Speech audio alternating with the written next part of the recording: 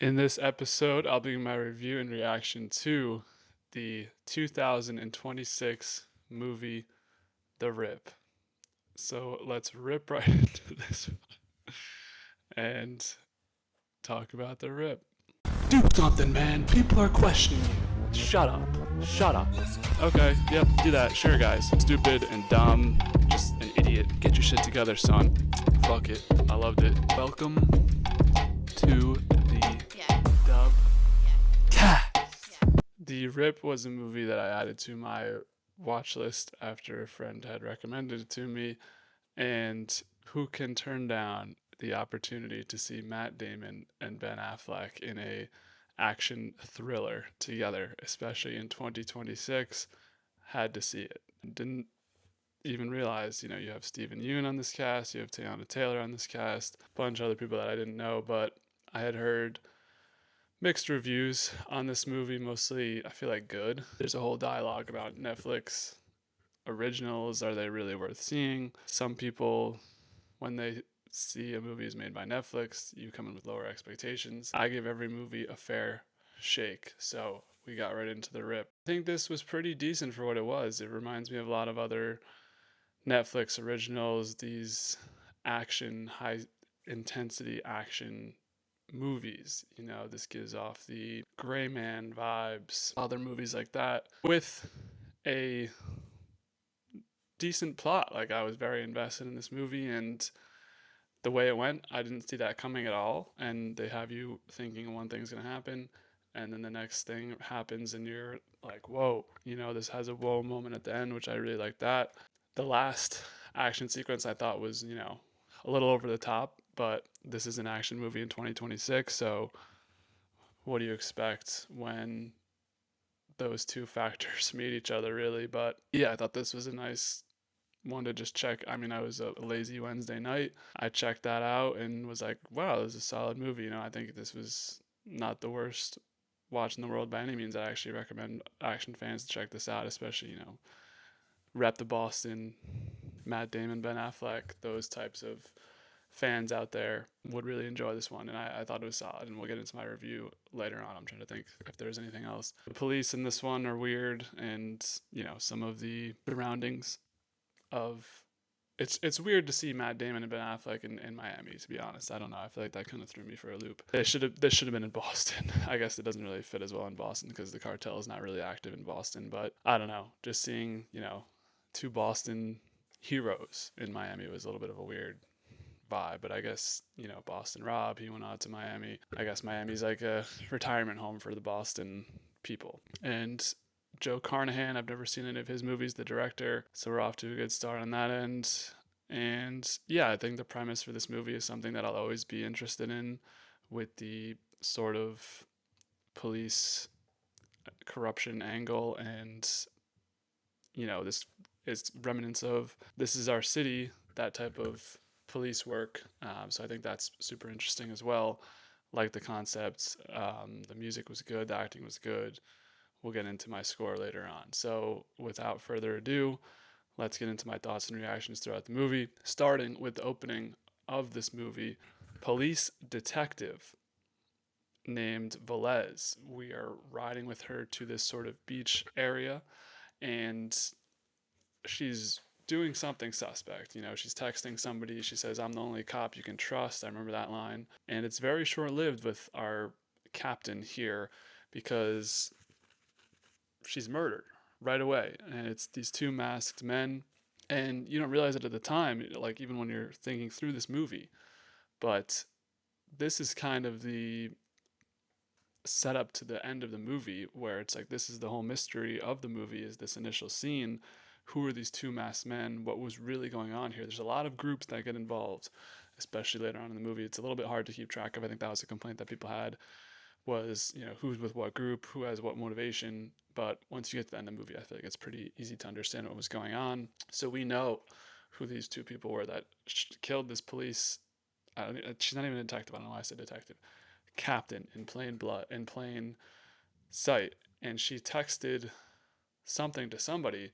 Now, I don't know if we were supposed to connect the dots that she texted to Matt Damon's character Dumars. I don't know. Yeah, I'm always just going to call that actors by their actors because I get lost in the characters' names. That's a later reveal that this text was actually to Dumars. They were a close personal relationship while she has a close romantic relationship with Ben Affleck.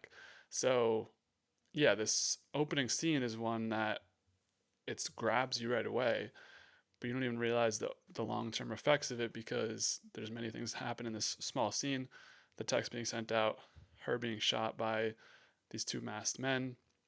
You don't realize that's basically the crux of the movie, is trying to figure out who was that and why was that text sent, what's going on here. Good opening scene in the grand scheme of things. And I always like to talk about the opening scene. Continuing on, we have this police interrogation scene. So obviously a police captain has just met her demise by gunshot. So they're asking everyone in the forces, what's going on here. And this is another great scene, I thought, especially out of Ben Affleck's character, where he just doesn't give a fuck. He's going straight Matthew McConaughey in True Detective, just smoking in the room while they're asking him, like, you shouldn't be smoking here. And his brother is part of the Federal Bureau of Investigations, the feds, as they like to call them. And they have a nice little back and forth, which ends up in a fight. Matt Damon's character is being a little bit suspicious, and I like how they put suspicion on him. Like, you're supposed to believe that he's part of this. He's the one really being suspicious here. And this starts off with the interrogation scene where he's kind of like standoffish with the person asking him questions. Due to Velez being murdered, he's now the acting captain of this squad, and there's this police drama with V-Corps or something. One of those names is the VCAT. I think the VCAT team has been dismantled, and these guys are the something else team. It doesn't really matter that much. It's just police drama that coincides with this murder, and they're trying to put the pieces together. I like that scene with Ben Affleck and his brother. Their character end up just having a fist fight in the middle of the office, and it seems like this has happened on more than one occasion because they jump in there to break them up. Yeah, they chill for a minute. The squad, we got Damon Affleck, Stephen Yeun, Teyana Taylor, and that other girl. I'm guessing that's Sasha Cali. But they're all hanging out, drinking beers. I guess they're like chill with the DEA guy too, which he'll come back later. And Dumars is like, I got a tip for us, so let's just go rip it. And I know, being close to a police officer, there's all sorts of opportunity for overtime. This was suspicious as well because you're supposed to get a quote unquote crime stopper tip, and I don't even know what that means in order to do something. But Damon just has the text, so I was like assuming that that's fine to just have that text, but no, that's not a true crime stopper tip. He can't legally pursue that. Nonetheless, he's got the whole squad ready to go to this one woman's house, and they knock on the door. They're like, hey, let us in, basically. And from the second she doesn't have to let them do anything, but I think she kind of wanted to be caught, is like the grand scheme of things. But I'm saying never let 5 to 6 police officers just inside your house. This is a very weird neighborhood where, as we go on, we spend most of the movie in this house, that the neighborhood is empty. There's nobody that lives around. And I don't know what's going on with her. Like, obviously they end up finding this huge stash of money, $20 million of money. And we don't really know, like, how is she involved with this? I guess it was just like a cartel hideout. I don't know. I thought that was a little confusing, her involvement and like what her motivations were throughout the movie. As they're at the house trying to figure this out, Dumars is being a little more suspicious, and he's not doing this procedurally, which, if you have a job, procedure is the most important thing in the world. Anyways, he's not doing it the way that they want him to. And he's taking all their phones. He's, being very guarded. And even Ben Affleck's character knows Byron, I don't know what his name is. He even notices, like, dude, what are you doing? You're gonna like screw this up. You're being mad suspicious right now. As all that's happening, they're getting calls to the house from people saying you got to get the fuck out and give us the money. Like, leave the money. Only take a certain amount and get out. And that'll circle back to the amount later. Which, now that I'm thinking about it, this movie actually does a pretty good job of like setting the scene and dropping these small little hints that if like you're paying super close attention, you'd realize what was really going on. The pressure is building, and you can feel it. It's palpable, as the kids say.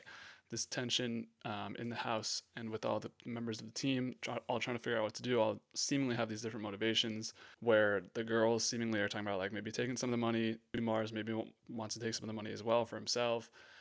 Byrne is just going off on his own, being kind of psychotic. And we also see Roe, who is Stephen Yeun's character.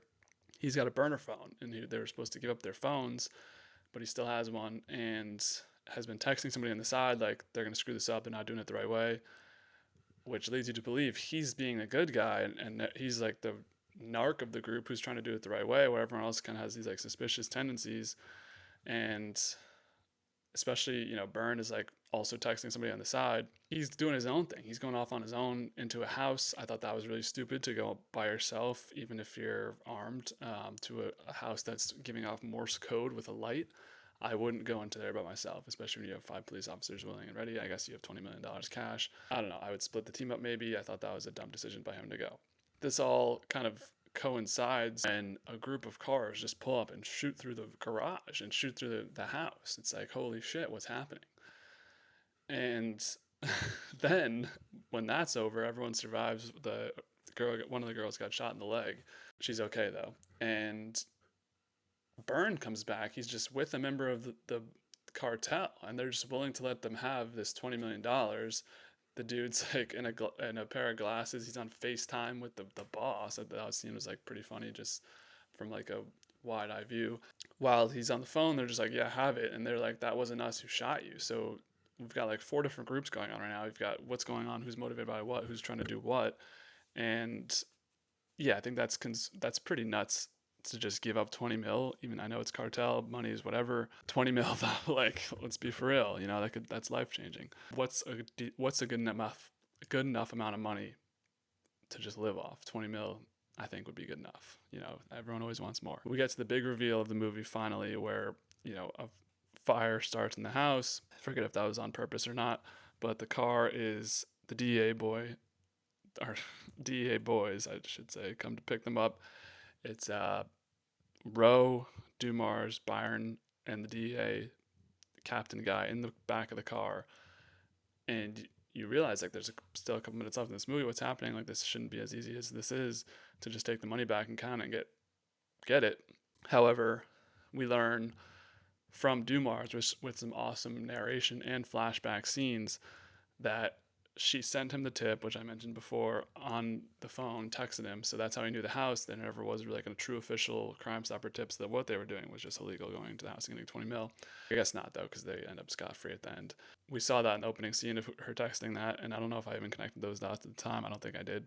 Made everyone think that he was going to be dirty, so he was telling Desi that because he knew Desi would tell Roe, because Roe is like the quote-unquote trustworthy one. He clocks Roe for saying 150K because he told everyone a different amount at the beginning. And I think I actually did notice that part, but I didn't realize that I didn't remember the numbers. I think I remember him saying 150K, 300K to everyone like different. That just made me laugh. And I thought he was being suspicious for saying that because he doesn't have the actual amount.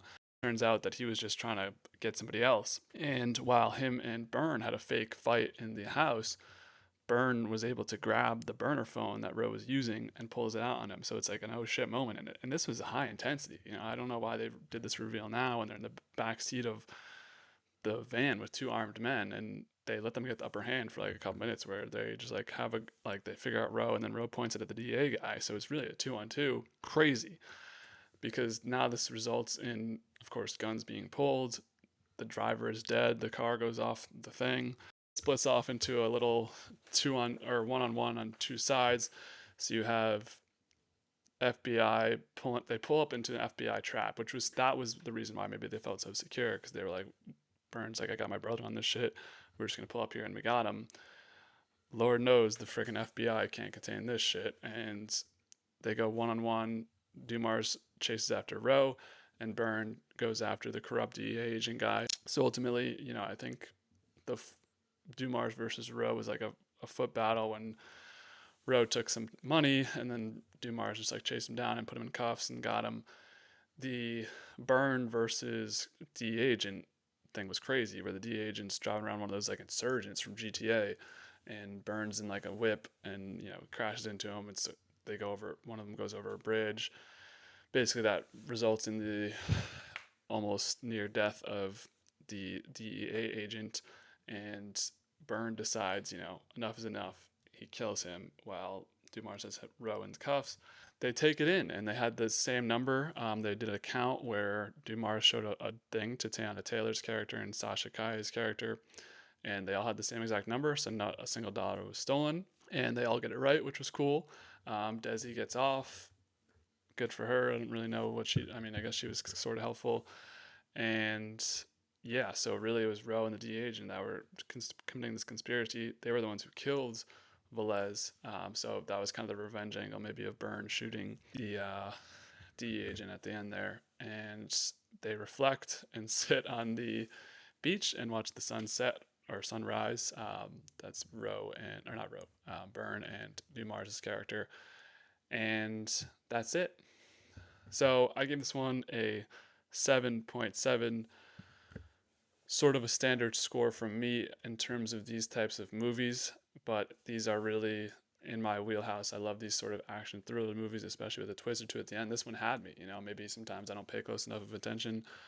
I like to brag about not being on my phone watching movies. I wasn't on my phone watching this movie, but some of the stuff got me. I thought Damon was dirty and he did a good job playing pretending to be dirty but being clean. And him and Ben Affleck, that's a great duo. Some good action, some over the top action at the end. I thought that chase scene was a little bit too much, and I feel like the sudden switch was crazy at the end. But overall, good set, good set pieces, felt somewhat realistic at points mostly, and that's all you can really ask for an action movie in 2026. So I thought this was a solid movie. I'd recommend it for action fans like me, Matt Damon and Ben Affleck fans like me. But 7.7, solid score for this one. So where does this movie compare to other movies we reviewed so far? This is the number 47 movie of 88 movies reviewed. This ties Extraction 2, Gladiator 2, Ballerina, The Guilty, and My Cousin Vinny. So yeah, you can kind of see where my scores go in terms of these types of movies, but I would take this movie over My Cousin Vinny, and I'd take the other ones over this one slightly. I think Extraction, you can kind of point out something individually in those movies that had like a standout scene. This didn't really have a standout. I did like the confession or the when they catch him scene, but I feel like more those movies were maybe more grandiose and the action was better in those movies. This was more of like a, I don't know, slow burn type of thing. Anyways, enough on that. So comparing this movie with other movies, we've had 3 Matt Damon movies now, counting this one. This is our top one. This beats out Bourne Identity, which was 7.4, and True Grit, which I gave a 6.6. This is the second Teyana Taylor movie we reviewed, falling behind One Battle After Another. I gave that an 8.4.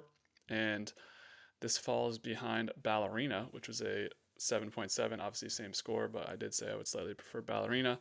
Catalina Sandino Moreno is in both of those movies, and we have reviewed 7 action thrillers so far. This loses out to The Amateur, 7.8, Extraction 2, Ballerina, and beats out Backdraft, The Bourne Identity, and Man on Fire.